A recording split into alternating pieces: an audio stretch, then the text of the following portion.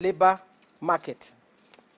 In addition, the committee engaged the Kenya Institute of Curriculum Development, an agency under the State Department, to review the policy on textbook policy supply and distribution. This was to guarantee that books are delivered to the schools in a timely and cost-effective manner and as per the number of learners in schools. As a result, ratio 1 book to 1 learner was achieved in schools for the country for the first time ever.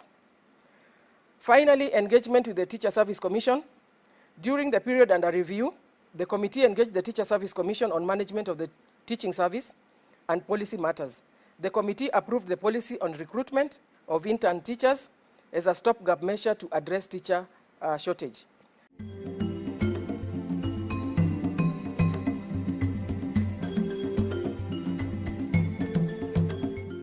My name is Silas Tiren. I represent Moibeni constituency in Uasin Gishu County and the chair of Agricultural Committee and Livestock. The Department of Agriculture Committee is one of the 15 departmental committees of the National Assembly established under Standing Orders 216 and is mandated to investigate, inquire into, and report on all matters relating to the mandate, management, activities, administration, operations, and estimates of the assigned ministries and departments. Mandate of the committee in accordance with the second schedule of standing orders. The committee is mandated to consider matters of agriculture, livestock, and fisheries, development, production, and marketing. In executing its mandate, the committee oversees the following government departments: the State Department of Cooperative and Agriculture and Research, the State Department of Livestock, State Department of Fisheries, Aquaculture, and Blue Economy. During the period under review, the committee was able to achieve the following. 1, the committee had 64 sittings to execute the mandate. The committee considered 3 bills, 4 legislative proposals, 2 petitions, 41 questions, and 5 statements. The committee successfully considered the T-bill, Senate Bill number 36 of 2018, which was assented to on the 23rd December 2020 and came into commencement on the 11th January 2021. The committee further concluded on the Sugar Bill, National Assembly Bill number 68 of 2019, which is in the Committee of the Whole House stage. The Sugar Bill... The guests as busy and entertained as we waited. I want to introduce to you the session chair for the moment. The Honorable Deputy Speaker will take over from there as we start the session. Give her a clap as she takes the mic.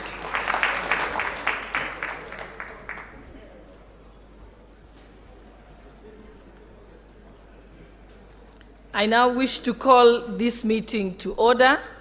And to begin, I wish to invite the following persons to pray. The Honorable Member for Mandera West Constituency, Honorable Aden Haji. I also wish to call to lead us in prayers the Honorable Member for Gilgil Constituency, Honorable Martha Wangari. Thank you.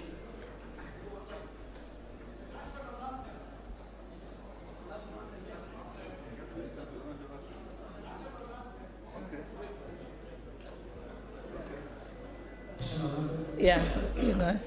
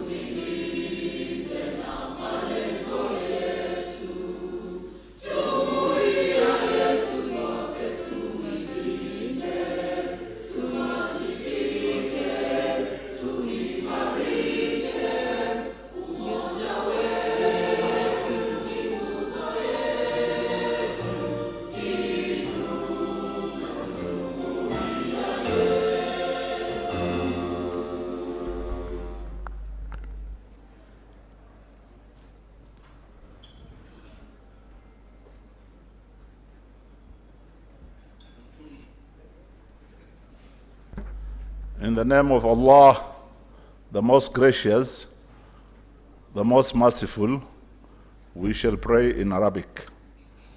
اللهم ربنا آتنا في الدنيا حسنة وفي الآخرة حسنة وقنا عذاب النار. اللهم إنك عفو كريم تحب العفو فاعف عنا. اللهم إنك عفو كريم تحب العفو فاعف عنا يا كريم. ربنا اغفر لنا ولإخواننا الذين سبقونا بالإيمان ولا تجعل في قلوبنا غلا للذين آمنوا ربنا إنك رؤوف رحيم. سبحان ربك رب العزة عما يصفون وسلام على المرسلين والحمد لله رب العالمين. آمين.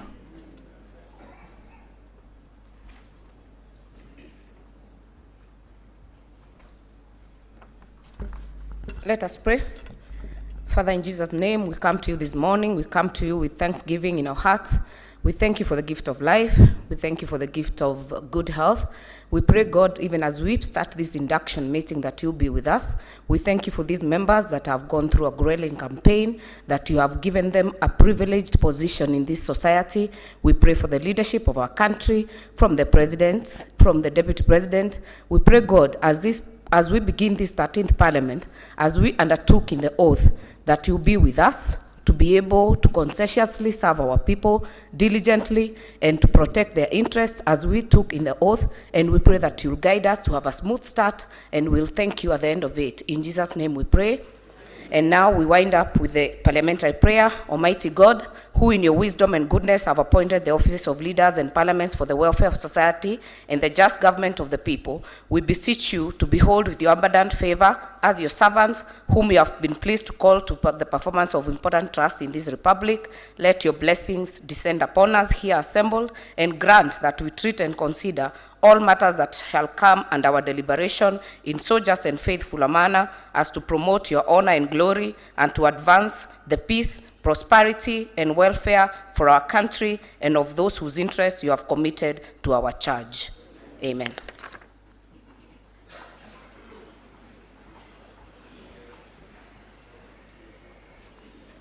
Thank you, honorable members. I now wish to invite the acting clerk of the National Assembly, Madam Sarah Kiyoko, to make her remarks.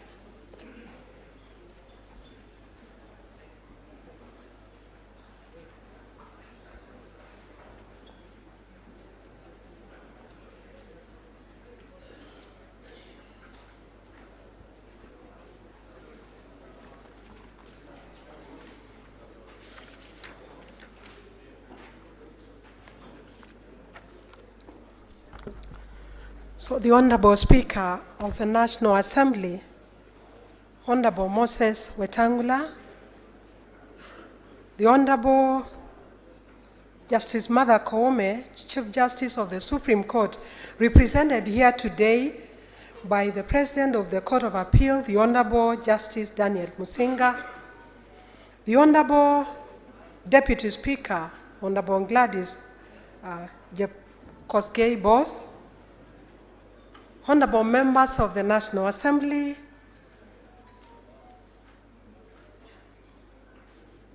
our resource persons with us here today, and I want to make special mention to Dr. Elisha Zebedi Ogoya, who is an advocate of the High Court of Kenya, invited guests, ladies and gentlemen, and fellow colleagues, members of staff, good morning.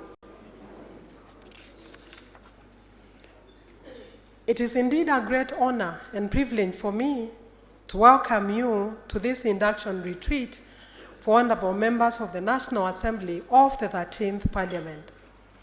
I would like to begin by once again congratulating all of you honorable members for successfully persuading the electorate to elect you to represent them in the august House. I once again, as I did the other day, want to salute you for making it to Parliament. And this includes those of you who have been specially elected to this Parliament to represent special interests. I once again want to pay special recognition to the members who have been re-elected to this 13th Parliament. Whether you are in the 12th Parliament, honorable members, or in the preceding parliaments, your unrelenting desire to serve the people of Kenya is quite commendable, so I congratulate you. Honorable members and Honorable Speaker, this is our third major activity since you were elected. I'm sure members will recall that the first two activities, the first one was your orientation, which we conducted shortly after you were elected and even before you were sworn in. And the next activity was the first sitting of the National Assembly, during which you were sworn in. Honorable members, allow me to mention at this point that 348 members of the National Assembly have so far been sworn in to office, and that includes the Honorable Speaker and the Honorable Deputy Speaker. We have members, 2 members who are remaining. As you know, the National Assembly has 350 members, but 2 members are yet to be sworn in, but they will be sworn in as soon as practicable.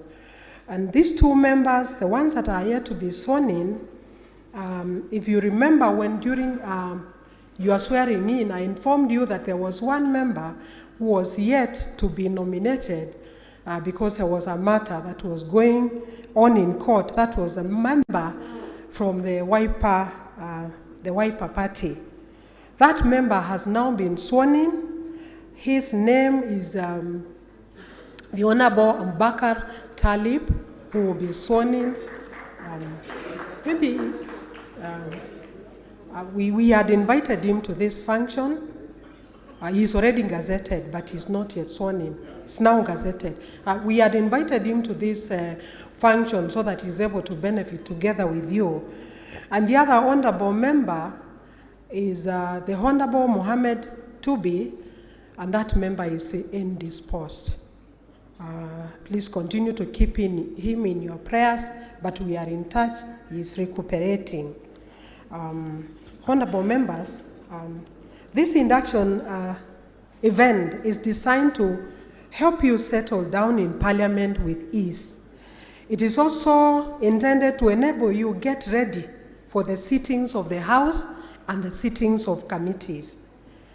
It will also enable you to acquaint yourselves with the various aspects of business of the House and provide time for you to engage with key resource persons who are important stakeholders in the functioning of a parliament, that is from the other arms of government. It will also familiarize yourself during this retreat with the functions and responsibilities that you have, the constitutional responsibilities that you have been given as a member of parliament. You'll also have opportunity, honorable members, to meet some key staff of the parliamentary service who will be facilitating you and providing you with the necessary support in the execution of your constitutional role throughout the parliamentary term. Finally, the induction will also offer you, returning members, an opportunity to share experiences about your life as a member of parliament. As you can see, the theme of this workshop captures the purpose of this workshop, that is, setting the stage for a smooth takeoff. The scope of this induction is wide, and it is well diversified, as it covers areas ranging from general issues to purely technical issues. And indeed, the induction event has been structured into sessions carefully selected to introduce you as a member of parliament to what being a member of the National Assembly entails. And broadly, the program will cover aspects relating to your role as an individual member, your collective mandate as the 13th Parliament's National Assembly, and the relationship with other arms of government, and the need for you to balance between family, your constituency, and the Kenyan society at large. It's a very wide responsibility, honorable members, but we know you will be equal to the task. The program is designed to give you a 360-degree exposure of the working of a member of the National Assembly. And some of the key topics that will be covered include an overview of the mandate and functions of Parliament, parliamentary powers and privileges, interlinkages and interdependence between Parliament and the Judiciary. We'll also cover diplomacy, etiquette and reputation management for you as a legislator, among other topics.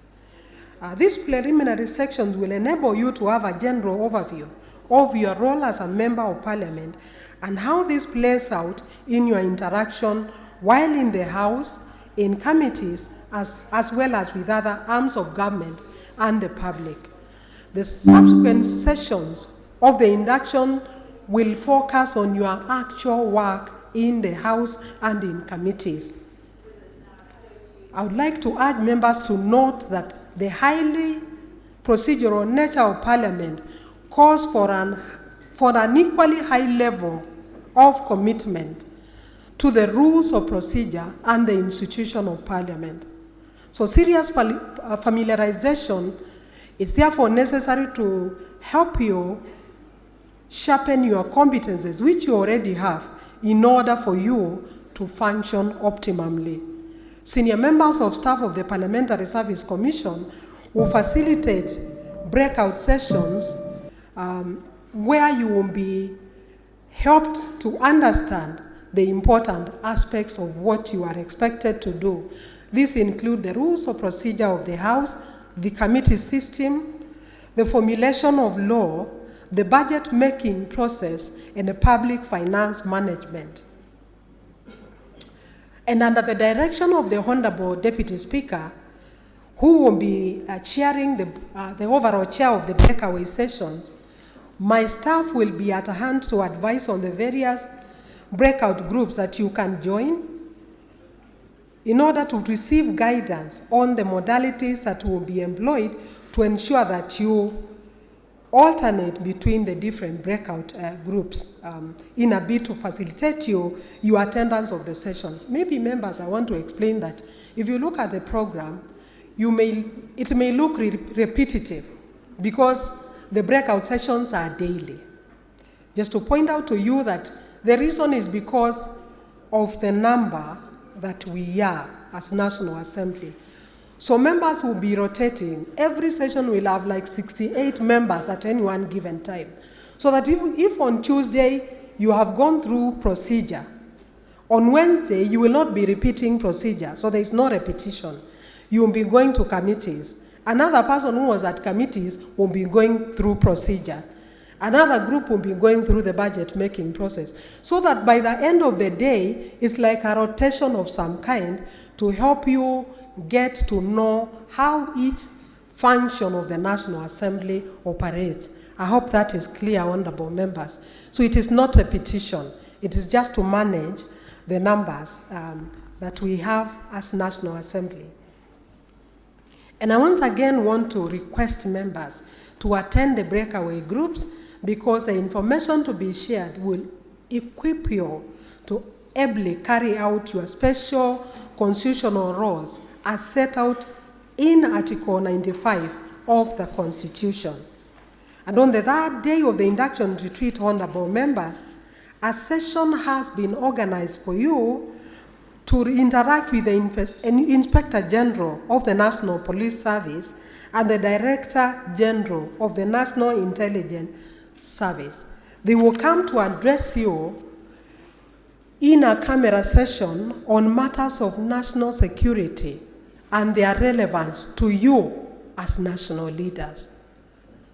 Matters concerning your welfare as members of Parliament will also be addressed in a session that will provide you with an overview of the facilities and services provided by the Parliamentary Service Commission, and some of them as executed under the office of the Clerk of the National Assembly, others executed under the office of the Director General, Parliamentary Joint Services, and others executed under the the Center for Parliamentary Studies and Training, the CPST. We have also invited the chairperson of the Salaries and Remuneration Commission, who will come to make a presentation on your remuneration and benefits. Okay.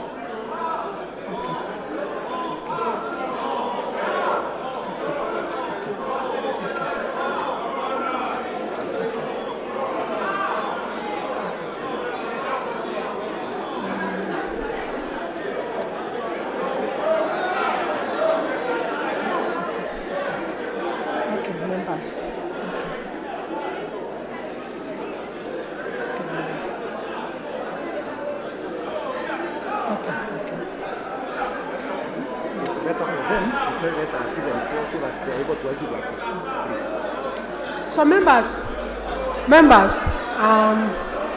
okay, let's members. Since the Honorable Speaker is around, this is a program that we had organized for you. It is your program, and with the guidance of the Honorable Speaker, we can amend it so that it suits the way you want it to be. Yeah. Okay. All right. Okay, honorable members, we will stand guided, members.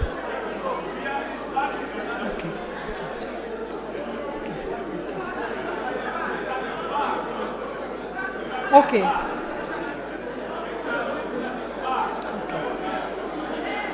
Okay, members. Okay, members. You are. Okay, members. Can we then let's maintain order. The Honorable Speaker is here. We won't be guided by the Speaker so that we can do what we ought to do. Moving on, honorable members. Okay, members. We can make amendments to this program to suit what you want it to be. So on matters concerning honorable members, let's continue. The Speaker will guide you the way you want the program to be. It doesn't have to be the way we had wanted it to be. The Speaker will guide you. So the work of Parliament, honorable members, and the constitutional responsibilities of a member of Parliament have increasingly become complex, with an enlightened populace keen on holding elected members and Parliament to account. And the past two parliaments under the bicameral arrangements have witnessed robust engagements with the ever-inquisitive populace. And I know, without exception, the 13th Parliament is going to face the same inquisitive populace. So to facilitate you to cope with these demands, the Parliamentary Service Commission has recruited for you competent staff in the various directorates. And at the beginning and in this meeting, I would like to urge you, members, to make use of the staff available to you. Both the staff in committee services, in procedure, in drafting, and also in the budget making process, so that you will be able to be properly exposed to do your work. Honorable members, while I go on to conclude my remarks, this is a first activity in terms of equipping you to execute your roles. Following this induction program, we are going to organize specific induction programs for you at committee level, so that once committees have been selected and put in place and members have been assigned, you will have an opportunity to have specific induction programs at committee level. Later on, we shall also organize another event for you to be able to review after a short while how you started and how you are continuing. This is the post-election seminar. Besides that, there will be continuous capacity development for members in Kenya and also through exposure, so that you are able to do your work. we have plenty of materials that we have given you, which you will find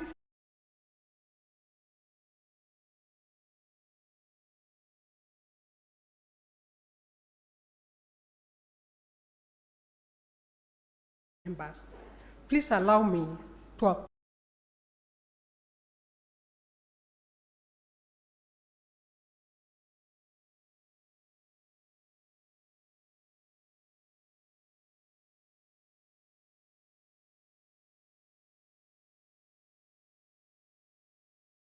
we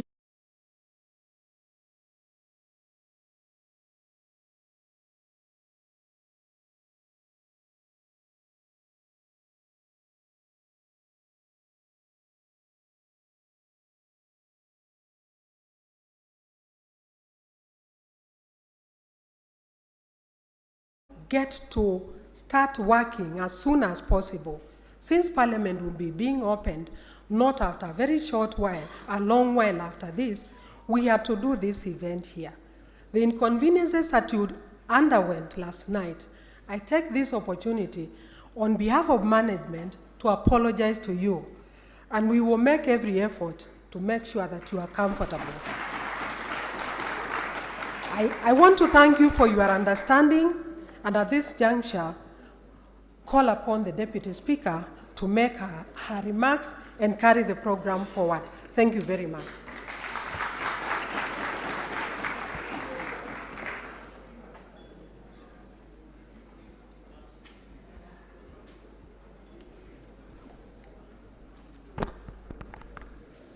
The Honorable Moses Wetangula, Speaker of the National Assembly, the Honorable Justice Daniel Musinga, Judge of Appeal and President of the Court of Appeal, representing the Chief Justice, Justice Martha Koome, Honorable Members, Madam Clerk of the National Assembly, Madam Sarah Kioko, Dr. Elisha Zebedi Ongoya, Advocate of the High Court of Kenya, ladies and gentlemen, good morning. Allow me to begin my remarks by congratulating all honorable members, individually and collectively, for their recent election victory, and to have the opportunity to serve this nation.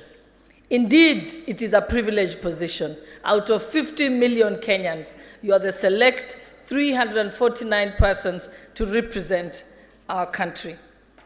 The promotion of good governance requires a parliament that can effectively perform the three cardinal functions of representation, oversight regarding the executive, and lawmaking. As parliamentarians, we must build a better tradition of rule adherence and integrity to ensure the greater public confidence in the political process and in our common vocation. Our role as members does not mean, however, that we are going to spend most of our time in the House at plenary. As we are going to find out during this induction, an MP spends far more time working outside the House. The job transcends across a range of portfolios. One time you will find yourself participating in committee interactions with other arms of government and members of public during public participation. You will find yourself listening to your constituents. At other times, you will find yourself, like I did when I was following up on the pesticide petition that I put in Parliament, spending long hours with scientists, training me and explaining to me the dangers of the pesticides that I was proposing to have banned in the country. So yes, you will spend a lot of time outside plenary.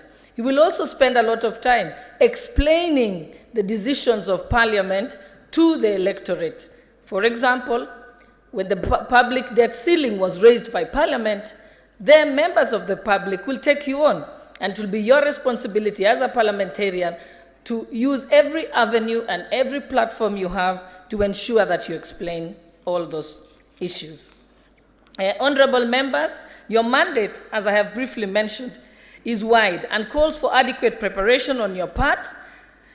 The theme for this induction is setting the stage for a smooth takeoff. This was carefully selected to reflect this reality. This theme refers to the consequent transition to the 13th Parliament, requiring an efficient and effective framework for enhancing people and adopting best practices in so doing.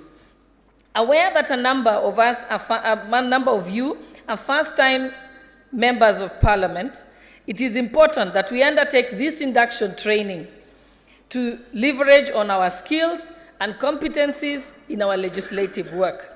Honorable members, ladies and gentlemen, key among the issues to be discussed in this induction is the committee system of Parliament. As you are aware, the committee of the House are the workshop of Parliament and play a pivotal role in the work of Parliament. Committees will accord members an opportunity to adequately serve the people they represent.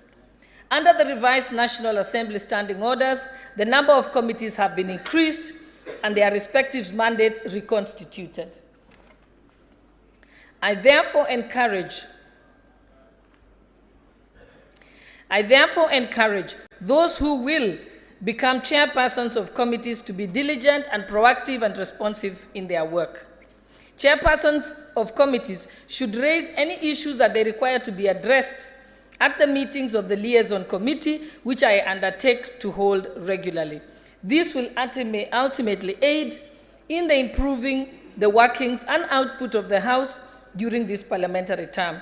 Honorable members, I wish to state that the induction retreat serves as a benchmark for future engagements in the House. Therefore, I implore members to dutifully attend the sessions, even for those who are re-elected members and who have attended previous inductions of Parliament. It is also an opportunity and almost an obligation for senior members of Parliament who are on their second term and above to also use it as an opportunity to train and teach and induct the new members of Parliament. I know that I was privileged in a session like this 5 years ago to be adopted by the Honorable Pukose, Member of Parliament of Endebess, and he sat with me throughout the sessions in Parliament and helped me on many occasions to know what to do. I would ask him, I want to say this, and he would tell me, it's a point of order, and then I would go on. So yes, I ask each and every one of the senior members of Parliament to adopt a new member of Parliament. I also request that you reach out to the members of staff of the Parliamentary Service, because Parliament has some of the most brilliant brains in the country. The economists in the Parliamentary Office are some of the best I have ever seen in my life in the public service. The lawyers are also top grade. And believe me, as a law teacher, if they say they are top grade, they are top grade. Leverage on them, and they will be able to assist you. And I know that I have one whose name I will hold. I call him my Bunge professor, because every time I would bounce ideas on him, and it was of great support. I urge all new members to use that method. It does work. Honorable members, before I conclude my remarks, I wish to highlight a few tips for success, especially for the new members among us, which we can use to guide us in our role as representatives of the people. 1, learn the guiding norms, the Constitution, the Parliamentary Powers and Privileges Act, and the National Assembly Standing Orders. I know that I was told by our immediate former leader of majority, Aden Duale, that MP for Garissa, who then said to me, if you don't learn the standing orders, you then will not have any confidence and you won't be able to speak up. So if you know the standing orders, it gives you more confidence to be able to address the House. Thank you for that advice, leader. Secondly, manage the NGCDF well, and for the women representatives, the National Government Affirmative Action Fund, because if you manage that well, you surely will be re-elected. 3, listen to your people. Unfortunately, most MPs wait until the last year of their term in Parliament to start doing what they call listening to the ground. Nasikiza ground. Start listening now to the people you represent, or else you will live to regret. I know, and when we talk about listening to the ground and representing your people, it doesn't necessarily mean even it's being their voice at a national platform. You have to be their voice. I know some people one time said, but Gladys didn't campaign much on the ground. And I said to them, I've been campaigning for 4 years. When I was involved in the BBI campaign, that was representing my people. When I was involved in the Inua Mama campaign, that was representing my people. So representing your people doesn't necessarily confine you to interacting personally with them, but being their voice at the national level. When I made TV appearances, it was not for showbiz. I was the voice of my people at the national stage, the people that I represent. And number 4, be present.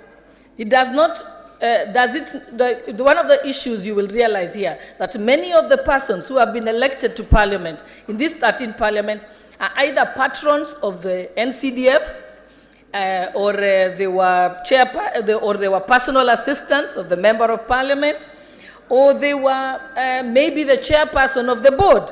Why? Because that was the person closest to the people. So it is important to be present. Don't just send a check to the ground with your personal assistant. Believe me, they'll replace you soon enough. And do not agree to be isolated. Be close to the people. I know that I refuse to have any of my bodyguards in sight at all. I tell them, I don't want my people to see you. You just have to stay somewhere and watch out. But you can't flag people in front of out of my way, because that way you get isolated. And lastly, sharpen your debate and oversight skills. Your participation in respective committees gives you a training ground. If you want to be a great debater and a hawk-eyed member in relation to oversight matters, attend committee meetings and participate in committee meetings. It will make you a much better debater on the floor. Also, if it is not the matter is coming before the House and it was not before your committee, always the staff members and researchers at the parliamentary offices would be happy to give you notes and be able to take you through the issues. And therefore, make good use of them. They are extremely helpful. I recall a member in the 12th Parliament who never attended any committee meetings. One day, he was put to task on a matter being contributed to in the House. All he could say is, Nisawa. The member never made it back to the House, all because when he was asked whether he was okay with the squatters in some land in his constituency being evicted, his response was Nisawa. I hope you will not be in that category of Nisawa too, Mheshimiwa. Finally, I commend the acting clerk of the National Assembly, Madam Sarah Kiyoko, a long-standing parliamentary officer, and all the staff of Parliament for their efforts in preparing for the 13th Parliament, starting from the pre-swearing-in sessions that were executed well, and I request you to continue facilitating the honourable members with an elevated degree of proficiency, professionalism, and impartiality. And also, on my own behalf, I want to thank each and every one of you for electing me as the Deputy Speaker of the National Assembly. I am humbled by your great honor, and I promise never to let you down. That to receive your endorsement was great honor to me and a privilege, and I thank you for that. And I undertake to work with you daily to ensure that the 13th Parliament will be the very best Parliament ever. And I know with our Honorable Speaker, Dr. Moses Wetangula, we will get to great heights. With 30 years experience in his back, we can never fail. And lastly now, Honorable members, distinguished guests, ladies and gentlemen, it is now my distinct honor and privilege to invite the Honorable Moses Wetangula, EGH MP, Speaker of the National Assembly, to give his keynote and address and officially open this induction retreat. Welcome, Honorable Speaker.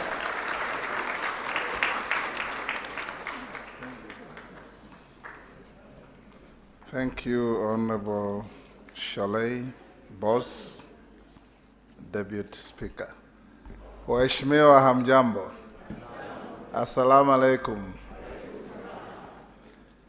The Honorable Justice Daniel Musinga, representing the Chief Justice, honorable members of our National Assembly, Dr. Elisha Sebedi Ongoya, advocate, our clerk, Mama Sarah Kyoko, Deputy Clerk, Jeremiah Ndombi, directors of different departments, invited guests, ladies and gentlemen. Today is an important day for all of us because we come together after grueling campaigns, and I stand here to say congratulations to each and every one of us for getting the confidence of our constituents and being given the rare privilege to serve the people of Kenya.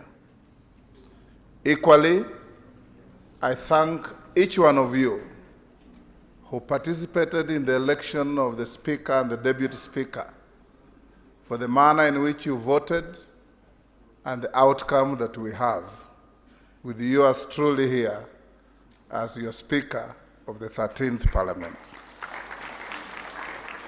I will, with my immense experience, serve you diligently, serve you fairly, have a personal touch with each one of you, and ensure that the Houses of Parliament, the Parliamentary Service Commission, makes it easy and possible for each one of you to serve your electorate and to serve our great republic.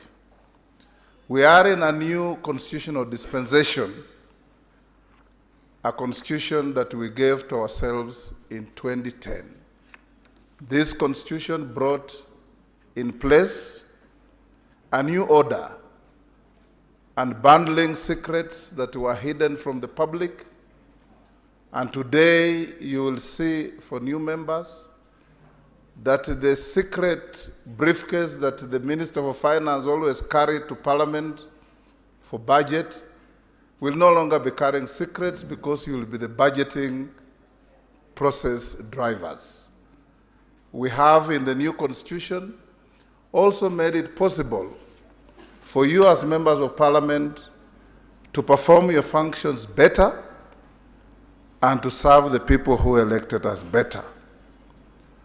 In our country, we also are aware of the challenges of the gender rule that has had a protracted contest in and outside courts, in and outside Parliament.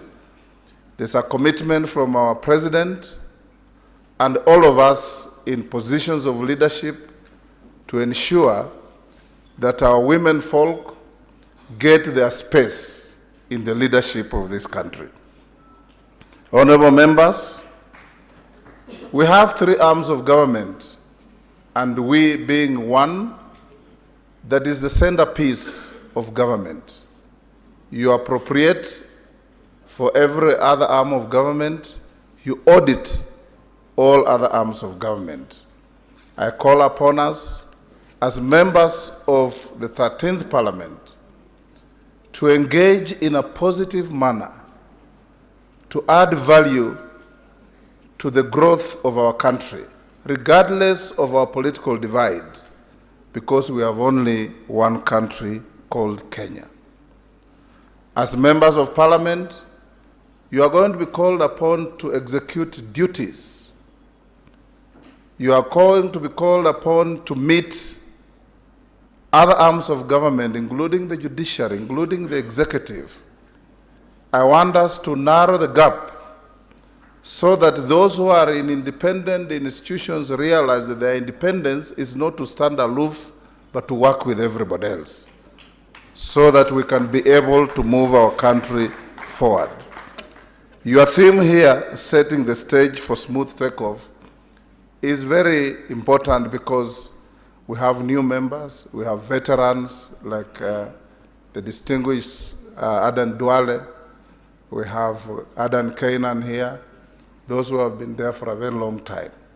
I want to encourage new members, like my deputy has said, please take the earliest opportunity to learn. Having been in this house for a long time, I remember in the 7th Parliament, when Martin Ishukuku, one of the greatest parliamentarians this country has ever produced, challenged a professor on the floor of the House that if you tell me what Standing Order Number 1 says, I will resign. And the poor professor didn't know what Standing Order Number 1 said. So he just fidgeted and walked out in anger. So I encourage you, honorable members, please acquaint yourselves with the Constitution of the Republic of Kenya, that you have taken an oath to protect, to preserve, to defend. Acquaint yourselves with the standing orders, so that anything we do on the floor of the House in committees is guided by law. Acquaint ourselves with the privileges, laws that govern your privileges and limits your privileges as well, so that we don't go overboard in doing our things. In the House of Parliament, we also expect rules of relevance. I remember in the 7th Parliament again, when we had Francis Ole Kaparo as our speaker, a member shoots up and says, point of order, interrupts the member who is on the floor probably contributing to a bill, and stands up and instead of telling the House what is out of order, starts attacking his chief or his DO on a matter that happened at home during the weekend. And the Speaker will always ask, what is out of order? So the most abused phrase in the House is always point of order. Everybody shouts point of order, but stands up and doesn't say what is out of order. We will encourage you, honorable members, that when you shout point of order, which is your right all the time, and the standing orders say when a member calls out order, he or she must be listened to. So when you say point of order, I will encourage you to stand up and say, the Honorable Kimani Ichung'wah has breached this standing order, so I seek a remedy from the chair. The Honorable Robert Mbui has breached this standing order, so I seek a remedy from the chair. It will make our debates very colorful, very, very informative, and very helpful, so that we don't just abuse the word and the phrase point of order. Honorable members, as you embark on learning, I want to reiterate what my dear lady, the Deputy Speaker, has said. 5 years look very long, but they are very short. The moment you are elected, the party that sponsored you has expectations on you. The people who campaigned for you have expectations on you. The people who voted for you have expectations on you. The House of Parliament itself has expectations. The country has expectations. And you may end up being spread too thin, and by the time you go back, you find the ground has shifted, as is commonly said. There are many, many members in this House who are personal assistants to former MPs, who are managers to former MPs, and who are, some even who are clerks of former MPs. And because they help to shift the ground, they end up being the replacement to the people they work with. So I want to encourage you that for longevity, consistency of leadership, we also must have a House blended with veterans and newcomers. So you find your way to fight to the corner of veterans like Duale, like Canaan, like Shaquille and others, the better. If I don't mention you, it doesn't mean you are not a veteran. Those of you who have been there for 3 terms qualify to be called veterans. I don't know what those who have been there for 6 terms like me will be called.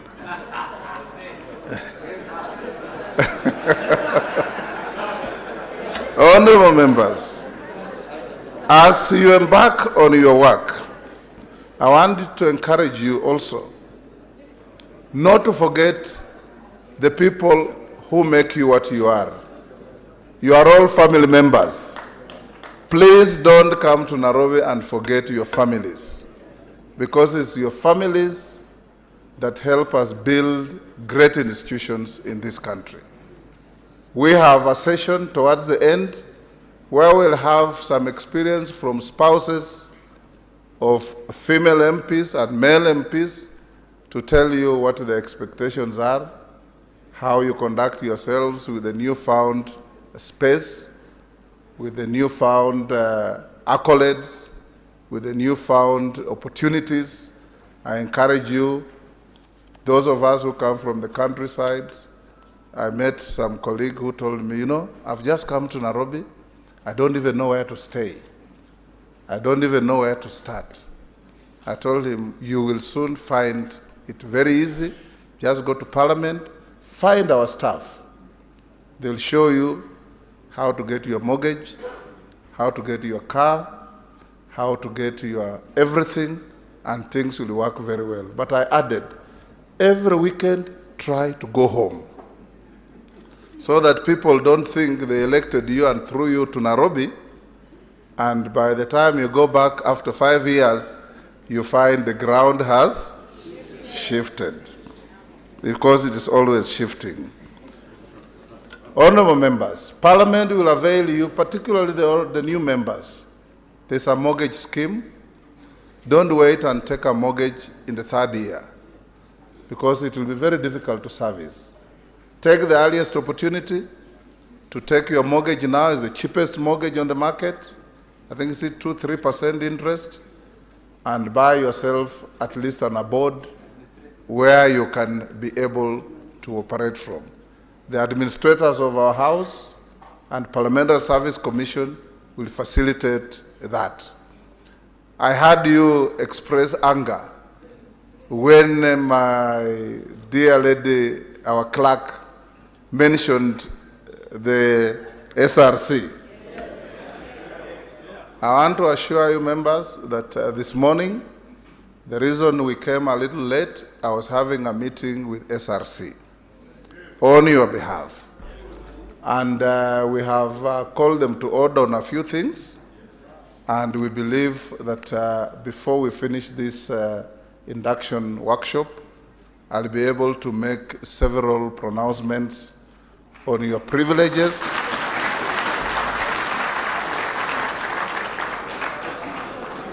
and your other desired facilities for you to do your work. I can assure you, members, there is a book I read by an Irish priest with a title, "It is not always like this." So it's not going to be always like this. Things will be okay. We live incrementally. We don't live by reduction. Nobody in their right frame of mind will interfere with your car allowances, with your mileage reimbursements, and with your mortgage and everything else that you have been having, because that is your entitlement. And as your speaker, I'll ensure that we engage positively, and we have advised SRC that they are not frustrators but facilitators of members of Parliament to do their work well. So Sarah Kyoka, our clerk, just suffered what in law we call transferred malice. You aimed your malice at her when it's supposed to go elsewhere. But all is well, members. We can assure you that nothing will change, and if anything changes, it will not be substantial. We want to make sure that members, like the veterans, will not feel the pinch because somebody is shifting goalposts against you. So SRC will be engaged fully. I've invited the chair. She will be here, but she will come after I have made the communications I have told you.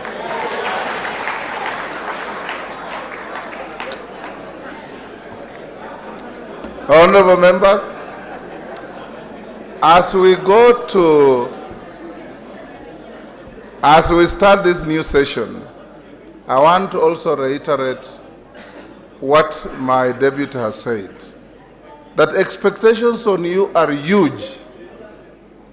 A member of parliament in your constituency, you are a funeral undertaker, you are a midwife, you are an extension officer in farming, you are a vet, you are a counselor on social issues. You literally do everything. And above all, you are also the local ATM.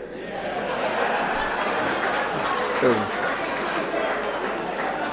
So my leadership will ensure that we facilitate you to discharge some of these unexpected demands from the public. Lastly, I want to encourage all of us members that this induction workshop is important for all of us. The veterans, please be available to our new colleagues. Our new colleagues, please approach the veterans where you are not sure of what you need to do. Our parliamentary staff are all here ready to work with all of us. You will require some of you to sponsor bills in the House. We have some of the best draftsmen and women in the House. You don't have to go and hire any professor at the university to draft a bill for you. We have staff that will draft the bills for you for free. You will not pay them, they're paid by Parliamentary Service Commission. And a good legislator must go down in history as having done some legislation. So whatever you want to do, I remember in the Senate, my distinguished colleague from Kitui brought a bill that nobody expected, a Ndengu bill, to entrench the growing marketing of Ndengu into law and to create a marketing structure and value addition. Even if you come from an area where you grow simsim, you can legislate about simsim. Even if you come from an area of miraa, you can legislate about miraa. There is no limit on what we can put in legislation to bring order in our society. Remember that you are carrying the expectations of 50 million Kenyans. And I want to encourage us. Let's not be in the media for all the wrong reasons. Let's be in the media for all the good reasons. I encourage us not to be in the media because we were shouting at each other in the lawns of Parliament. I want us to be in the media because we have brought a law that is going to bring hope and a smile on the faces of Kenyans in whatever area. Let's not be known and be in the media for reasons that you did this that is unpalatable. Even if you're out of Parliament, you are still a member of Parliament. The badge of honor is not taken off when you come out of the House. You carry that badge of honor whether you are in a social place, whether you are at a marketplace, whether you are in a rally, and as your speaker for this Parliament, I will be your first and last line of defense in whatever way I can to make sure that as members, we will not agree or align but to railroad you, but we will also not allow ourselves to load over Kenyans in a manner that is not consistent with our expectations. With these few remarks, ladies and gentlemen, I want to encourage us that life is a learning curve. Everybody has something to learn, and a good idea will always give way to a better idea. And the best idea will always replace a better idea. And that is part of life. Those who know, don't be arrogant to those who don't know. You know, Mwalimu Nyerere was once asked, what is the difference between Mubumbavu na Mujinga? And he said, you know, Mujinga ni yule hajui. Akijua bas, shida imekwisha. Mubumbavu, hata ukimwambia nini, anabaki tu mupumbavu. So, kutojua ni ujinga ambao si ugonjwa. The moment you know, ujinga inakwisha. Lakini mpumbavu hata ukimwambia nini, unamaliza nasema, what were you saying? You know, there is a joke of a person who rushes to a doctor and says, doctor, I have a very serious problem. Every time I think of something and I want to do something, within a few minutes, I have forgotten. Then the doctor asked him, exactly how long have you been having this problem? He asked the doctor, which problem?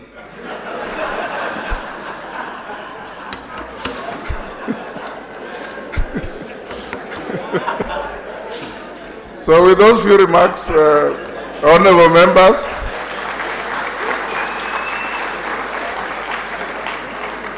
I wish to declare this induction workshop officially opened. And yours truly will be here for the next 5 days with you in each and every session, so that we get to know each other, we get to bond, we get to work together. And anytime you have an issue, the office of Mr. Speaker is open for anybody and everybody. Don't hesitate that because you come from a different political formation, I am here to serve each one of you equally. And doing so, I will. Thank you, and may God bless us, and may we have a wonderful 13th Parliament.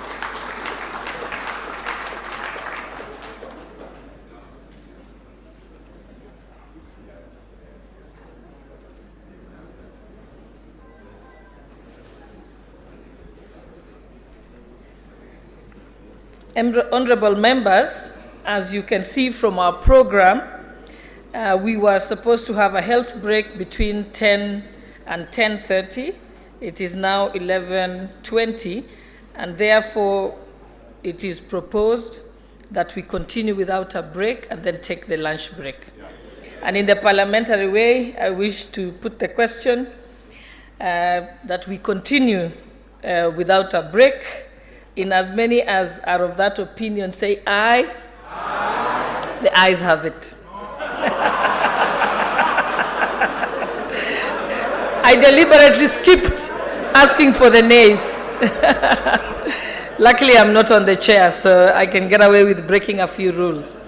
And so it is now my duty to introduce our presenter for this time, who will make a presentation on the overview of the mandate and functions of Parliament and parliamentary powers and privileges. I wish to introduce Dr. Elisha Zebedi Ongoya. Mr. Elisha Zebedi Ongoya is a lawyer by training and profession, a legal practitioner in the firm and a partner at the firm of Ongoya and Wambola Company Advocates, and a teacher of law, a senior lecturer at Kabarak University School of Law. He is also a public policy analyst, author, and a critic with a keen interest on issues of good governance, the rule of law, human rights, constitutionalism, and democracy. Dr. Ongoya holds a Master of Laws degree from the University of LLM and a Bachelor of Laws degree, LLB, from the University of Nairobi. He has a diploma in law from the Kenya School of Law. Mr. Ongoya is a member of the Law Society of Kenya, a distinguished one, and the Chess Access Alumni Association. And my claim to fame and honor is that I taught Dr. Zebedi Elisha Ongoya at the University of Nairobi Law School. Not only was he my student, but he was the top student. Not only was he my student, he was ranked as the top performing moot court presenter in the All Africa competition where he emerged the African champion. I was his team coach. Also, he was ranked as the top 100 lawyers in moot court, performing in moot court in the entire world. To be top 100 in the entire world is no mean feat. He forgot to put that in his CV, so I decided to edit that. So it is my honor to introduce you Dr. Elisha Zebedi Ongoya, and this is a clear case of the student becoming better than the teacher. I'm greatly honored.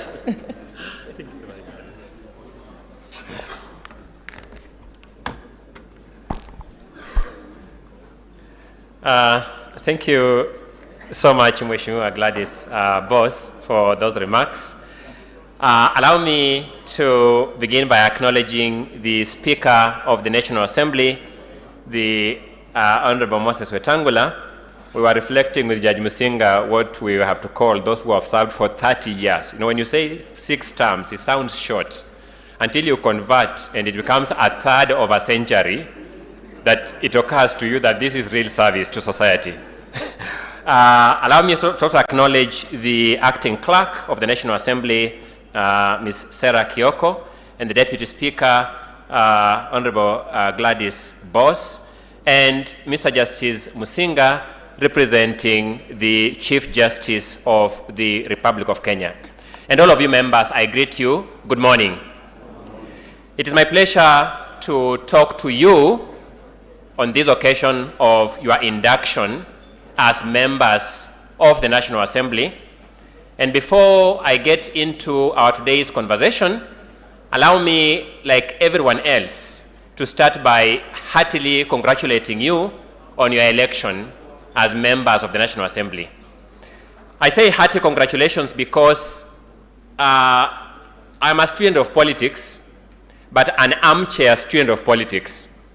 You are real students of politics because you deal with politics on the ground. So allow me to share with you my experience as an armchair student of politics as well. Yes, no, heroes must arm themselves with steadfastness of heart, which can brave even the crumbling of all hopes. This is necessary right now, or else men will not be able to attain even that which is possible today.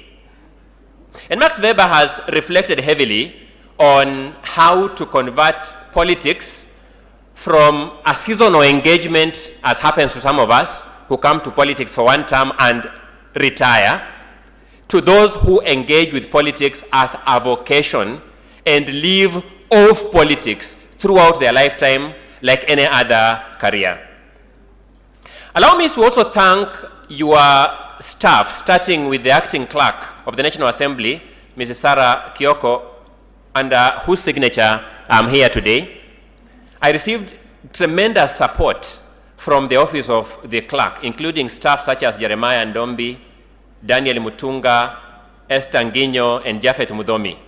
I said I must mention them for their support to me because as I stand here, I was very humbled by their support, and I can tell you as members, both old and new, that if these are the support team that you have, then you are up to a good working environment. We must appreciate that. Allow me to make a disclaimer, nevertheless. I am not a parliamentarian. I have never been a parliamentarian. And I was sharing with my very good friend, Justice Musinga, that I did not even have ambition of being a parliamentarian. So what I have experience in is teaching and practicing the law. So what I'm going to offer you this morning is the lessons I have derived out of teaching and practicing the law, and I regard myself as a career student, and one of the areas I'm a student in is the parliamentary practice and the parliamentary processes. You'll be surprised. I watch virtually all parliamentary proceedings on YouTube every day. I don't fail to watch any parliamentary proceedings. The only other parliament whose proceedings I watch with similar enthusiasm is the South African Parliament, because of some of the things that happen there. I was telling a friend of mine that if you want to accuse our parliament of being noisy, at least watch the South African Parliament just once, and you'll be extremely accommodating of our Parliament. So, in my experience as a teacher and practitioner of the law, I have learned that there are two realities about life. There is how people are supposed to do things, the theory of doing things. Then there is how people actually act in practice. So, the framework of law and rules prescribe a certain way of doing things. But oftentimes when we are on the ground, we discover that things happen, maybe not always in full accord with the dictates of the regulatory framework. And I can understand why the designers of this training program designed it as it is, to bring in a teacher of the law who reviews the rules and the regulations and says, this is the framework of rules and regulations, and to also give you an array of people who have actual practice in parliamentary practice or in the economy to tell you this is a reality that you are going to confront. And I think the remarks by the Speaker of the National Assembly here tell us exactly that there is a way things happen that you'll need to acquaint yourself with. And I was impressed by the remarks by the Deputy Speaker, Madam Gladys Boss, that adopt somebody, at least adopt somebody and mentor them. Maybe that's an integral way of beginning to write your legacy. If no one else says something positive about you, the person you mentored will remember one day to speak at your final rites and say, he or she mentored me. So that is important for me. Why is it important for us to engage with rules? I'll give you my own experience as a legal practitioner.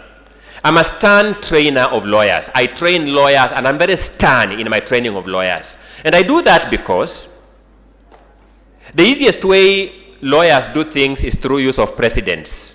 So if I get a question on an election petition that some of you are facing now, I call the Honorable Wetangula and ask, did you ever handle a petition in 1988? Then he says, yes, I did one, and he gives me a copy. Then I copy and paste what he has done, changing the names of the parties. The danger with that is that the rules may have changed in 2017 as they did. And I may be practicing the law as it stood in 1988, perfectly so, forgetting that the earth has shifted beneath my feet. So engagement with the rules themselves becomes an important attribute of the learning of the practice of the law. And so, I think, is your experience as parliamentarians.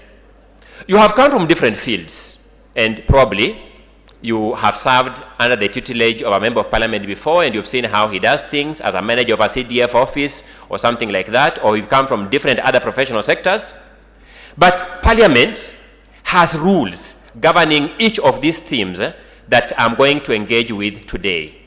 It will be important that we familiarize ourselves with those rules, then we familiarize ourselves with the practice as we see those who have been there before us doing it, then the mixture of the two will produce an even better brand of us. My instructions are to speak on the following thematic areas. One, the history of legislatures and the place of the legislature in the constitutional architecture. Close related to that is the functions of parliament, that's the National Assembly and the Senate. Then the performance of core duties of a member of parliament and its relationship with the public trust. The roles of the leader of majority party or the majority coalition, as well as the roles of the England, King Charles I, and the House of Commons. So there was a very bad relationship, as at 1642, in the 17th century, between King Charles I and the House of Commons. So King Charles tried to arrest 5 members of parliament. And I'll be discussing something called parliamentary privileges, because this is the origin of what you call parliamentary privilege up to now.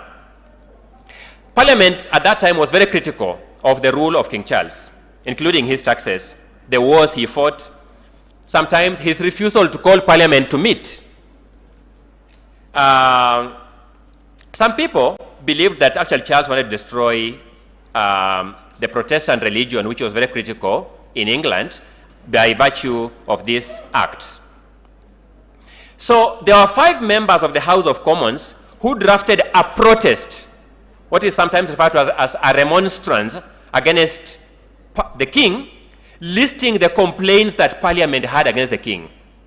Now, if you know the history of the royalty in England, this was actually treason. So they committed what was actually treasonable at that point in time. And this was the first time, 1641, when Parliament openly challenged the monarch. So, accompanied by soldiers, the king himself entered the House of Commons to arrest those 4 characters.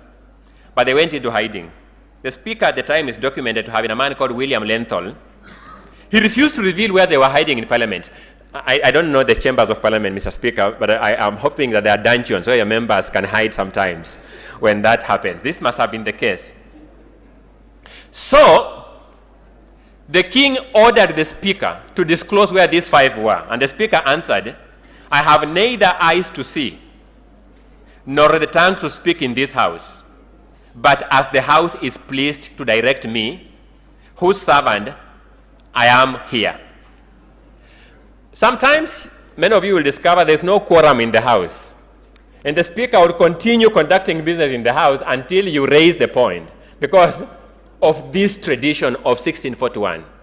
I have no house to see, nor tongue to speak, except as directed by you, the members, who are the servants that I have to serve here. So that conflict between of course, the king concluded that the 2 must have flown out of Parliament. That conflict resulted into the Civil War, and that Civil War was fought until 1689, when there was a Declaration of Rights. That Declaration of Rights acknowledged Parliament's independence. And among the content of that Declaration of Rights was the right for free speech and frequent meetings by Parliament. What you call today parliamentary privileges and immunities are deemed to have their origins in this historical event of the 17th century, and we have them up to date. We benefit from them up to date. Allow me, in the interest of time, to fast track my thoughts to the history of our Parliament in the Republic of Kenya, which borrows now from some of these practices. Again, what we call Parliament today, the National Assembly and the Senate, traces its Kenyan ancestry to an institution that was called the Legislative Council, the LegCo. And you remember, I'm happy the speaker spoke about the late Martin Shukuku, former member of Parliament for Butere constituency, who spoke very passionately about his experience with the LegCo, because there is something about living through history, and he lived through part of that history. The LegCo was established in this country in 1906, following the promulgation of the East African Order in Council. It held a new constitution, and in that constitution, we create a bicameral chamber once again, for reasons I'm going to come to in a short while. In between that period, a number of things happened. For example, the numbers of representatives in that assembly keep growing up to the number 210 in the run-up to the 2010 Constitution, and the number 290 elected as a consequence of the 2010 Constitution, and the multiple nominated members who bring it to the 349 for the National Assembly and the 67 for the Senate that we have today. So, briefly speaking, that's an overview of how our Parliament evolves. We then must speak of what is the mandate of that House. In historical terms, power in many ancient societies was vested in the monarch only. We've seen that in the UK. If you study many other societies, France included, you'll find that is the origin of power. And I'll deal with the question of power and deal with the question of function simultaneously, because the two go hand in hand, as I was taught by my very good teacher, Justice Jackton Boma Ojwang. The nature of fused power is that it is very easy to abuse. Scholars like Baron de Montesquieu have argued that when you fuse all the functions of the state into one and the same body of hands, everything comes to an end. You can't guarantee liberties, you can't have responsible use of power, and so forth and so on. So this French philosopher, who coincidentally was also a speaker of the French Parliament, Baron de Montesquieu, wrote an interesting treatise called L'Esprit de Loi, the spirit of the laws. And in the spirit of the laws, he created a three-legged stool, a stool with 3 legs. And he said these 3 legs represent the powers, the functions of the state. The legislative, the chance, the opportunity to say what they want to say, and we shall crucify them. So this is the statement that the chair of the committee made in the precincts of Parliament on a Saturday alone, having left his committee somewhere else. George Oraro, who was the one to whom the statement referred to, filed a defamation case. And the issue arose as to whether this conduct on the chair was protected by parliamentary privileges and immunities. The High Court found it was not, and slapped Eric Gorsungu with a bill of 3 million shillings, general damages. Gorsungu appealed. Oraro cross-appealed, saying, in fact, this award is too little. He should pay more. It is true, the Court of Appeal agreed with George Oraro and enhanced the damages to approximately 9 million shillings. I'm giving this case so that what I'm speaking here does not come across as abstract. It is real, that we need to reflect on the scope of powers, privileges, and immunities, and to act in accordance with the scope of powers, privileges, and immunities. I say this because of a number of questions that I want to ask without proffering answers. First, I know that the nature of political processes is that they can raise tensions quite a bit, and we see it both in Parliament and outside Parliament. That's the nature of politics. The nature of political processes is they raise tensions. They raise temperatures sometimes. But that does not suspend Article 73 of the Constitution that decrees that the manner in which you use your office must bring honor to that office. Allow me not to use the National Assembly or the Senate, but use the example of a county assembly of my home county of Kakamega, where members of the county assembly want to remove the speaker. And sometimes they get very frustrated. I don't know why. I keep asking them, but you have the power to remove him. Just go and vote, even vote quietly. He will leave.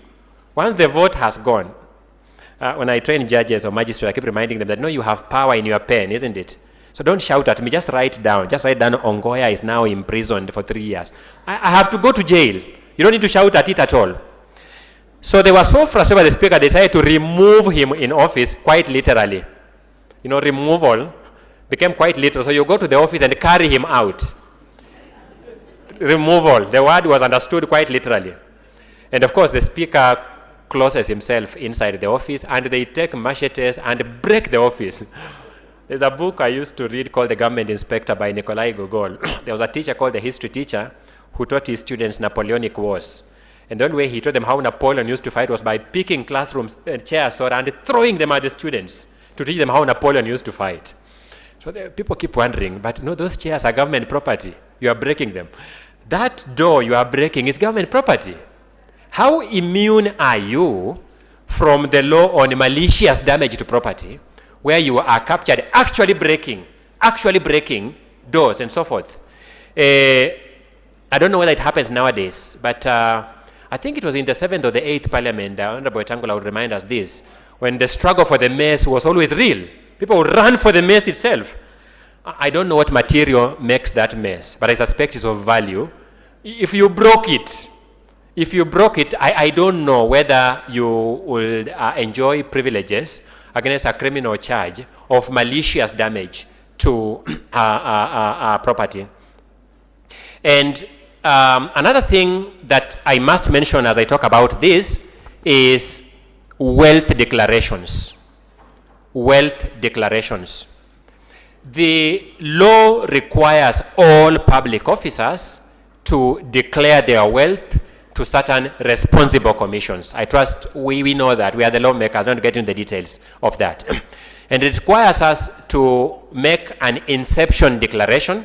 I am sure you have already declared, or if not, the clerk and her staff would guide you in making the inception declaration. When you come in, you must declare what you have, because that becomes the checklist of what you have assembled as you go out, and responsible institutions may ask, in appropriate cases, ni mvua gani ilikunyeshea in the last 5 years. It also requires you to declare that wealth at intervals of 2 years. And as you exit, to also make an exit declaration.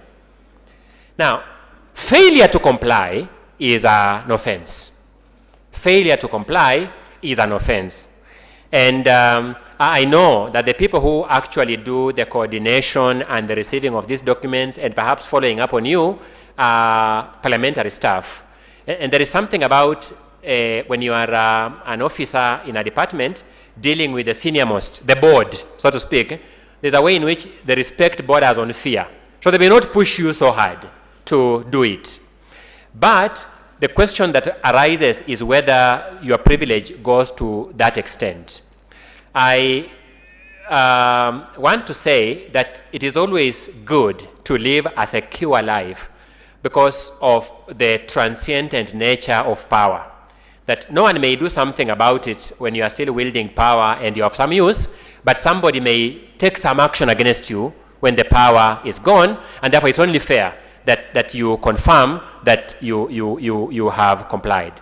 The point I'm emphasizing in all these words, ladies and gentlemen, is that we have power, we have privileges, we have immunities. But that power is not absolute. Those privileges, although sometimes regarded as absolute, they are only absolute in particular parameters. Once you go outside those parameters, you may find the law visiting you for that purpose, and you may find it difficult to unwriggle yourself out of it. The other option is you may only wriggle yourself out of it with the help of a lawyer, and that is sometimes extreme cost. I say so because I'm one. Let me close by just reflecting briefly on the two critical offices that I was told to make mention of, the office of the leader of majority party and the office of the leader of minority party in the National Assembly. In reference to the National Assembly, these offices are expressly referred to in the Constitution, and therefore they are important offices to that extent. Now, it's important to understand the structure of our Constitution at the moment. Our Constitution created a significantly presidential system of government. When that happens, it means that you vest power in the executive and create institutions of check. Immediately that happens. So you have the executive sitting outside there, but you create parliament as a check to that institution. So this constitution created two offices, the leader of majority party and the leader of minority party, to substitute the offices of what used to be the leader of government business in the House and what used to be the leader of the official opposition in the House. These offices are important because, as I would say, number one, they are mandatory members of certain committees of the House. When you go through the committee works, I'm certain that you'll get over that. If you get, and I don't want to get into the current politics about which party is the majority party and minority party, that the speaker will deal with. You have very privileged to have the speaker that you have today, because not only is he learning decision making from the House, he served as a magistrate. So he has already been inducted into decision making by the highest decision making institution in the country, the Judiciary. The Judiciary only makes decisions, and he has served there. I'm certain he is well equipped to deal with that.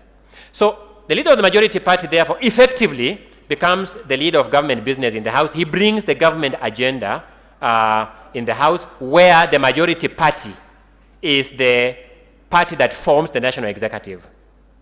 He therefore marshals legislative programs of government in the House, schedules legislation for floor consideration, and helps do daily, weekly, and annual legislative agenda for the executive if he comes from the party that also was privileged to constitute the executive arm of government, including marshalling the House to approve nominees to certain state offices in the executive.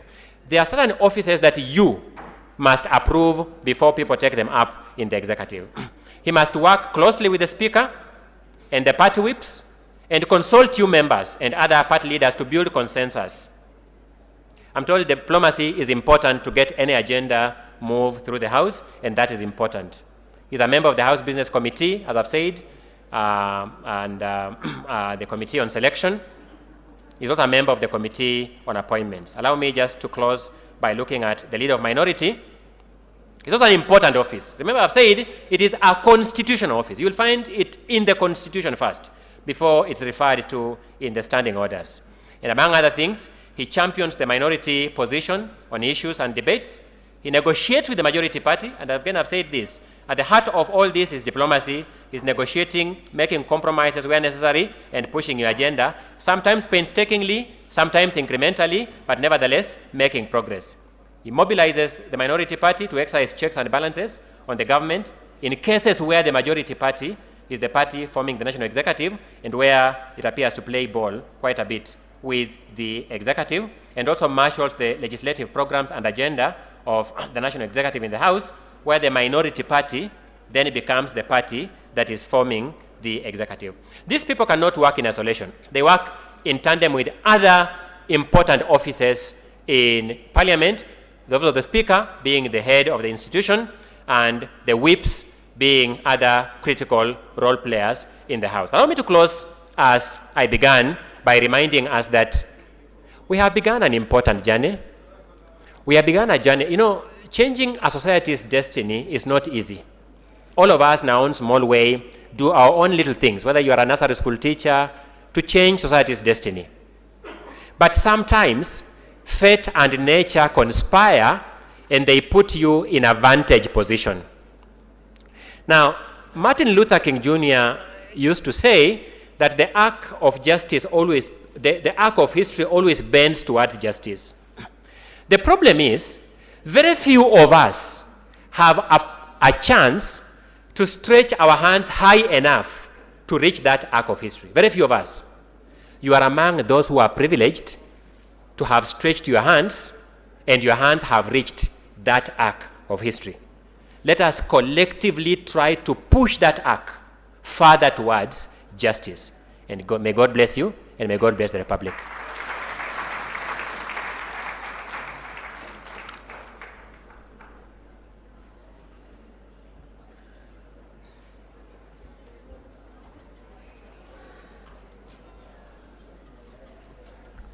Thank you very much, Dr. Ongoya, for that wonderful presentation.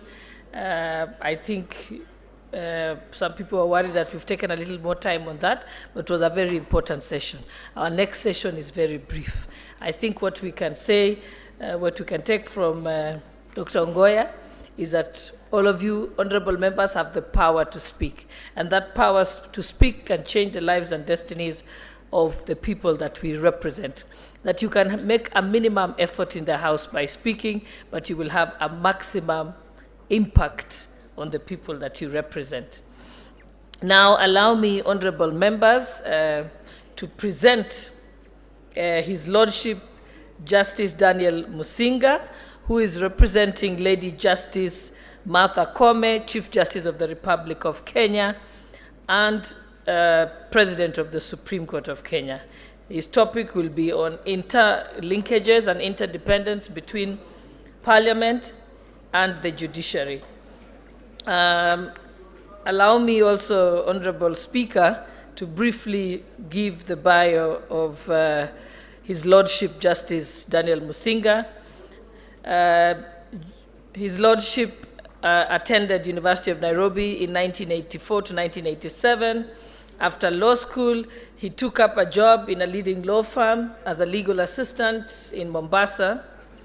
And in 1999, he opened his own law firm, Musinga and Company Advocates. In recognition of his successful practice, he was elected the chairman of the Mombasa Law Society of Kenya and was re-elected again in the year 2003. Because of his legal prowess, in September 2003, he was appointed by His Excellency, the late President Mwai Kibaki, as member of a tribunal investigating the conduct of certain suspended judges. His colorful legal practice culminated in his appointment as judge of the High Court of Kenya and was immediately posted to Nakuru. Subsequently, he served in various courts, the Kisii High Court, the Constitutional Judicial Review Division in Milimani, Nairobi, and later in the Commercial and Admiralty Division in the High Court of Nairobi. He also served, thereafter in the year 2012, he was appointed as a further promotion as a judge of the Court of Appeal and worked in Nairobi, Kisumu, Nyeri, Malindi, and Mombasa, and now Nairobi. In 2021, he was elected president of the Court of Appeal, a position previously held by Justice Ihara Kariuki, now Attorney General, also held previously, I think your immediate predecessor is His Lordship Justice William Ouko, now Judge of the Supreme Court of Kenya. His Lordship Justice Daniel Musinga has also received awards, one of them being the Law Society Distinguished Service in the Administration of Justice Award.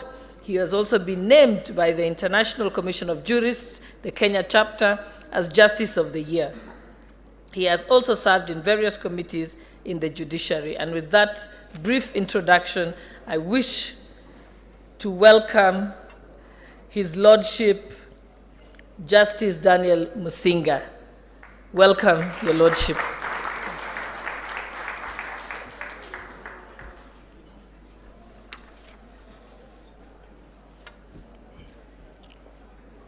The Honorable Moses Wetangula, Speaker of the National Assembly, Honorable Gladys Boshole, Deputy Speaker of the National Assembly, Honorable Members of the National Assembly, Acting Clerk of the National Assembly, Mrs. Sarah Kioko, distinguished guests, ladies and gentlemen, good afternoon once again. It is indeed a pleasure for me to join you this afternoon on behalf of the Chief Justice, Mother Kome, who is not able to be here for good reasons as explained to the Office of the Speaker, and who has requested me to share insights about interlinkages and the interdependence between Parliament and the Judiciary. Let me start by congratulating all of you honorable members of the National Assembly for being elected or nominated as members of this august institution, which is the pivotal pillar of our representative democracy and the embodiment of people's sovereignty. As the arm of the government responsible for legislation and oversight, Parliament occupies a special place in our governance framework, and being trusted by the citizens to represent them in either house is a high calling for which you must all be proud. Allow me to convey my heartfelt congratulations to the Honorable Moses Wetangula for his election on 8th of September as the Speaker of the National Assembly. I am particularly proud today as the Honorable Speaker of the National Assembly, who served in the judiciary as a district magistrate from October 1982 at the very beginning of his legal career. It is said that the very first job you hold after college is the most important, as it shapes the rest of your career and your life. We in the judiciary are proud to have set the Honorable Speaker on a career path that has seen him rise to the leadership of one of the three core equal arms of the government. Honorable Speaker, we salute you. While we take great pride in the fact that he started his career in the judiciary, it was quite disheartening to learn from the interview the Honorable Speaker did with the Star newspaper in October 2021 that he quit the magistracy for private practice because the salary he was earning as a magistrate could not meet his growing financial obligations. Honorable Speaker, I am saddened to report here that 40 years after you had to leave the judiciary to pursue better prospects elsewhere, the judiciary is still losing some of its finest employees who seek better pastures in other institutions because we are not able to offer them competitive terms due to our budgetary challenges. Now that you experienced the working and challenges of the judiciary at such a personal level, we hope we can rely on you, Honorable Speaker, and the National Assembly under your able leadership to help in our quest for better funding that will enable us to attract and retain highly qualified Kenyans who will help us serve the people of Kenya. Let me also extend my congratulations to the Honorable Gladys Boss-Sholay on our election as the Deputy Speaker of the National Assembly. I am proud of the Honorable Deputy Speaker of the National Assembly, who also worked with the National Council for Law Reporting when it was administered under the judiciary, and later as the Chief Registrar of the Judiciary before moving to elective politics.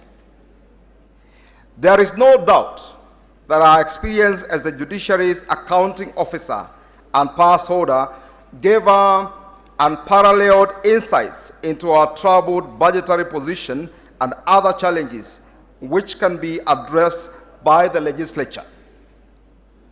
I am glad that both leaders of the National Assembly have this history with the judiciary, and we hope we can capitalize on this relationship for the betterment of our respective institutions and the people of Kenya. Honorable Speaker, honorable members, ladies and gentlemen, turning to the subjects of this induction workshop, I was asked to speak to you on the topic of interlinkages and interdependence between Parliament and the judiciary. The appropriate starting point is to appreciate that Parliament and judiciary are two important pillars of our democratic and constitutional system. Under the Constitution, the two institutions enjoy relative autonomy and independence in their respective spheres of activity. Despite this emphasis on the separation of powers, the Constitution, in its architecture and design, demands that state institutions embrace a dynamic relationship so as to work to meet and realize the hopes and aspirations of the people. It is important to point out the reality that our two institutions can best discharge their mandates only with mutual difference for their powers and functions. Otherwise, there is every risk that they will perpetually wage war against each other, therefore negating the constitutional promise of governance as joint enterprise by the three arms of government. The pursuit of this constitutional promise of governance as a joint enterprise requires institutional committee. The ideal of institutional committee can only be practically realized if courts appreciate that the legislative domain is the terrain of the Houses of Parliament, whose members must be given the leeway to legislate. For example, in an important decision by the Supreme Court in the Justice Kariuki Mate case of 2017, the court spelled out the doctrine of restraint that courts should not issue injunctions to stop ongoing legislative processes and should assume jurisdiction after the conclusion of such processes. Similarly, members of the legislature must respect the constitutional mandate of the courts, which is to ensure that all laws and conduct remain within the four corners of the constitutional legality. In saying this, we must always appreciate and bear in mind the fact that we are operating under a supreme constitution. The supremacy of the Constitution, honorable members, as articulated in Article 2 of the Constitution, means that the Constitution binds all state authority, organs, and institutions.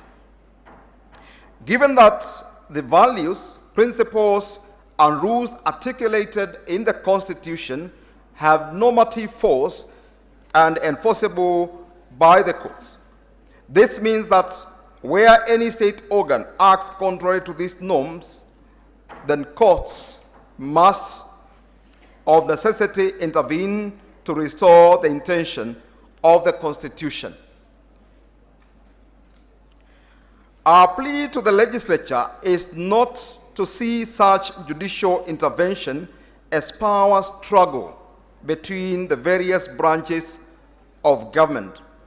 Rather, judicial intervention, properly understood, is an attempt by the courts to redirect the various arms to proper constitutional channel for the pursuit of their goals. Put differently, to attain the goal of consolidation of democracy requires a strong parliament that discharges its representation, oversight, and law-making roles robustly. However, this does not mean that Parliament should enact abusive laws, fail to oversight the government of the day, and trample upon the rights of citizens, including the vulnerable and the marginalized groups in our society. Honorable Speaker, honorable members, ladies and gentlemen, the engagement between our two institutions should also be pursued in a context that is mindful of our constitutional history. We ought to always remember that both the legislature and the judiciary were often dismissed in the pre-2010 dispensation as insignificant actors in governance. This is because they were seen as being mere rubber stamps for the executive branch. This notion was connected with the widely prevailing perception then that although these two institutions had considerably significant powers under the repealed Constitution, in practical terms, they had abdicated on their mandate, thus did not play a decisive role in governance. We must therefore understand the significance of the coming into force of the 2010 Constitution as an inflection point in the place and role of Parliament and the judiciary in governance in Kenya. This historical context should make us appreciate that ours are still fragile institutions that need nurturing and support to discharge their functions, especially the shared oversight mandate, optimally as envisaged in the Constitution. I say this because the mandate and the power that our institutions hold is bestowed by the people of our beloved country to be exercised not for our sakes, but for the benefit of the people. This is why in the judiciary, we have shifted focus from institution building to social transformation, asking ourselves how we can turn the judiciary and access to justice into tools for achieving the social transformation that the people of Kenya enshrined in the 2010 Constitution. The 2010 Constitution marks a shift from a traditional understanding of the role of a constitution as being focused on limiting government powers to one which supports a responsive state that is geared towards enhancing public welfare and constructing a socially just society. This shift, honorable members, means that the government must change its perception and understanding of service delivery to the citizenry and to think creatively and proactively about how to deliver public services to all citizens in a manner that is coordinated, efficient, and cost-effective.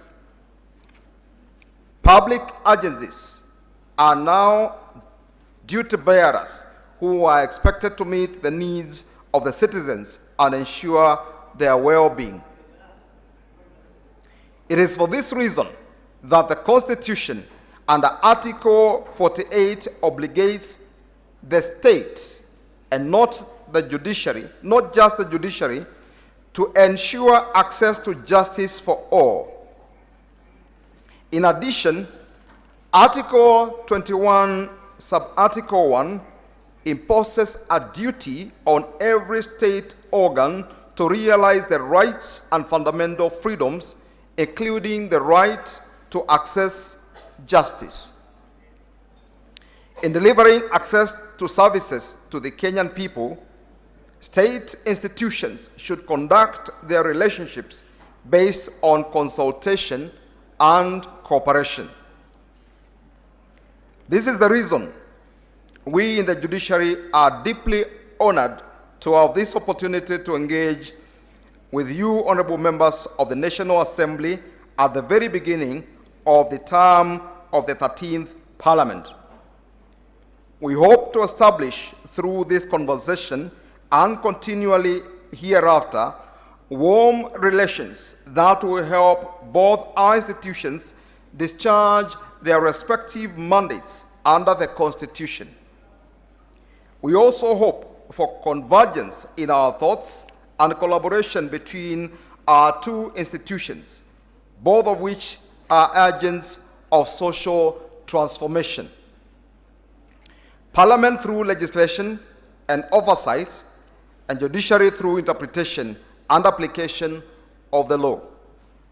We cannot interpret laws in a manner that promotes social transformation if those laws were not designed to achieve social transformation at the point of enactment. We must therefore work together to serve our people and realize the promises of the 2010 Constitution. In this regard, allow me to commend the Speaker of the 12th Parliament, Honorable Justin Muturi, who readily acceded to our request to establish a corresponding Judiciary Parliament liaison offices to facilitate dialogue between our institutions. In May this year, the former Speaker appointed the Director of Legislative and Procedural Services, Mr. Samuel Njoroge, to head Parliament's liaison with the Judiciary. From our end, our liaison is led by the Chief Registrar as the accounting officer, supported by the Chief of Staff in the Office of the Chief Justice, and the advisor responsible for legislative and parliamentary affairs in the Office of the Chief Registrar. The Chief Registrar and our team have the full blessings of the Chief Justice in this endeavor, and we hope the Speaker and the members of the 13th Parliament will offer this liaison office the necessary support as it works to cultivate these relations. To conclude, I thank you all for inviting me to come to speak to you today. I believe that working together and consulting regularly, we will be able to resolve any challenges that may arise along the way with respect to interinstitutional relationship. I wish you fruitful deliberations during the induction workshop and God's blessings and wisdom in your deliberations during the course of your parliamentary term.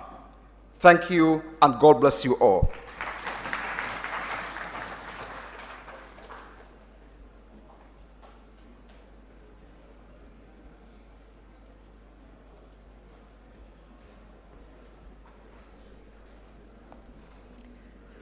And now, on behalf of the Speaker of the National Assembly, Honorable Moses Wetangula, and each and every one of the honorable members present, I wish to thank His Lordship Justice Daniel Musinga and Dr. Elisha Ongoya for the wonderful presentation, and we have greatly appreciated your taking your time to be here today.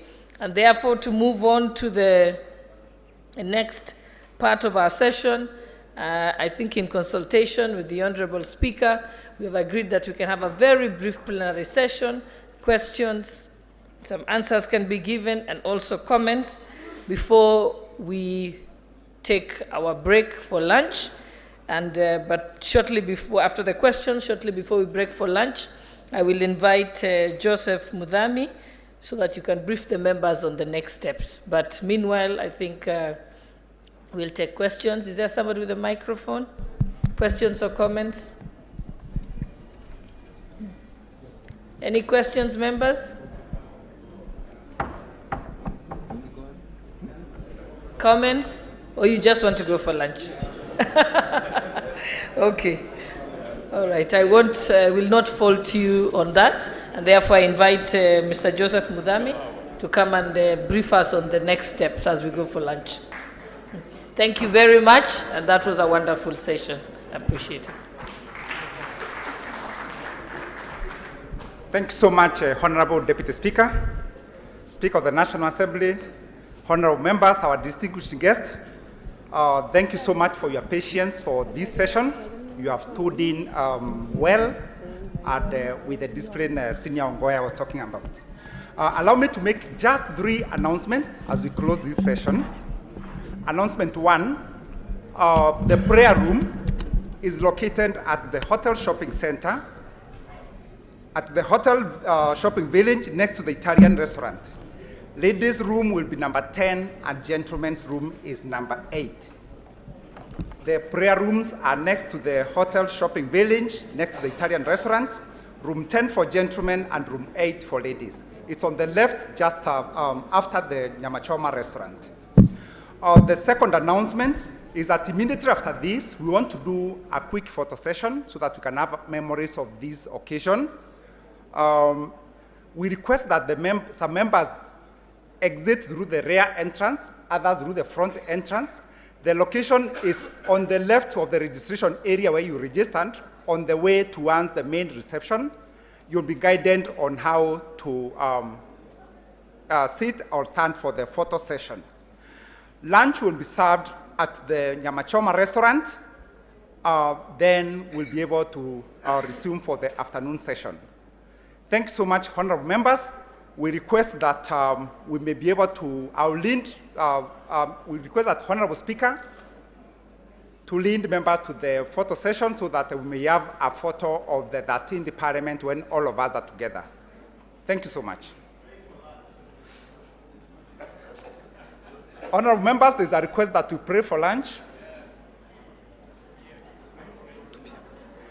Yes. Then after we take the photo session, we resume at 2 p.m. Thank you so much, 2 p.m. Let's pray. Those who have non-ceremonial cape, or we may be able to get our capes on so that we can pray for lunch. Thank you. Almighty Lord, we come before your presence this afternoon, O King of Glory. We thank you for this day that you have made. We thank you for the offices of leaders and the people you have chosen to occupy those offices. We thank you even for the opportunity you have given them to serve your people, to lead them for the next 5 years. Father, we commit them unto you at this moment, King of Glory. Give them wisdom, give them direction, and even the strength to serve your people, O King of Glory. As we take this break, we want to pray for the lunch you have provided for us. We pray that you shall bless it, that we shall be able to give glory to you even as we enjoy the meal you have prepared for us. Thank you even for the morning session that has gone on smoothly, and we commit the remaining program to you, that will be able to give glory to you at the end of it all. Thank you once again, and may you be honored and glorified. In your holy name we pray and believe. Amen. Members, let's go for the photo session.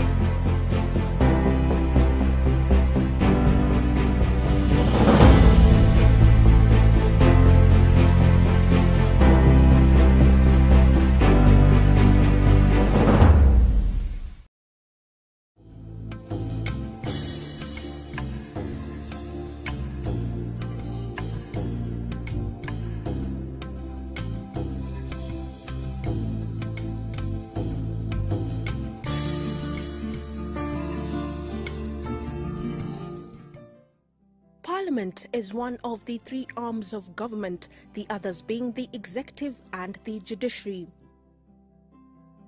Apart from her legislative role, the institution, which now comprises the National Assembly and the Senate, has an expanded oversight function on the executive. In view of Parliament's growing mandate, capacity building for the honourable members and staff of the Parliamentary Service Commission has been deemed necessary.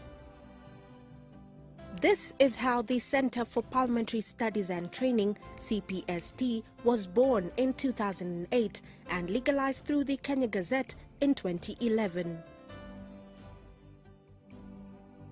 When people come to Parliament, they realize that it's a completely different environment from what they may have been used to.